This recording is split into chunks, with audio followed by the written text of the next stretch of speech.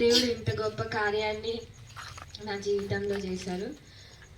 ఇది జరగడానికి మా తల్లిదండ్రుల ప్రార్థన, కుటుంబ ప్రార్థన, అందరూ మా పెద్దనాన్న వాళ్ళు కానీ మా అక్క వాళ్ళు కానీ అందరి ప్రార్థన ఉంది. వాళ్ళందరి సహకారం వల్లనే ఇంత గొప్ప కార్యం జరిగింది. ముఖ్యంగా మా స్పందనక్క, మా నాగేశ్వరబావ చాలా సపోర్ట్ చేశారు. ఇది సెకండ్ టైం ఇది కేక్ కట్ చేపించడం. ప్రతి విషయంలో వాళ్ళు తోడుండి చాలా ప్రార్థన చేసి, అన్నిటికంటే ప్రార్థన ఎక్కువ చేసి ముందుకు నడిపించారు, ధైర్యం చెప్పారు.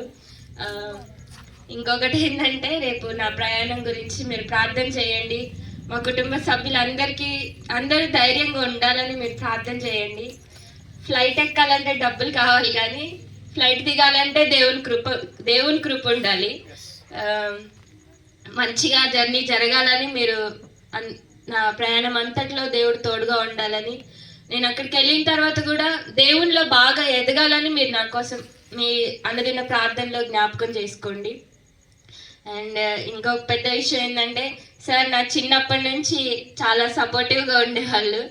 ఇప్పుడు సార్ ఈరోజు ప్రార్థన జరగడం దేవుని తలంపు, అక్క వాళ్ళకి తలంపు రావడం, నిన్న ఫోన్ చేసి పండు రేపు నీకు ఏమైనా ప్రోగ్రామ్స్ ఉన్నాయని అంటే, లేదక్కానంటే అయితే మేము రేపు మా ఇంట్లో ప్రార్థన పెట్టించుకోవాలనుకుంటున్నాం.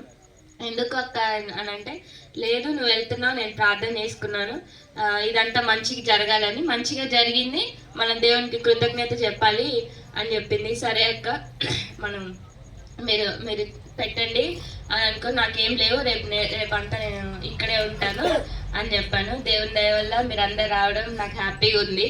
మళ్ళీ ఒకసారి మిమ్మల్ని అందరినీ మంచిగా చూసుకొని కలిస్తే నాకు హ్యాపీగా ఉంది. మీరందరూ మా కుటుంబం కోసం ప్రార్థన చేయండి. అక్క వాళ్ళ కుటుంబం కోసం కూడా మీరు మీ అనుదిన ప్రార్థనలో జ్ఞాపకం చేసుకోండి. అందరికీ వందనాలు.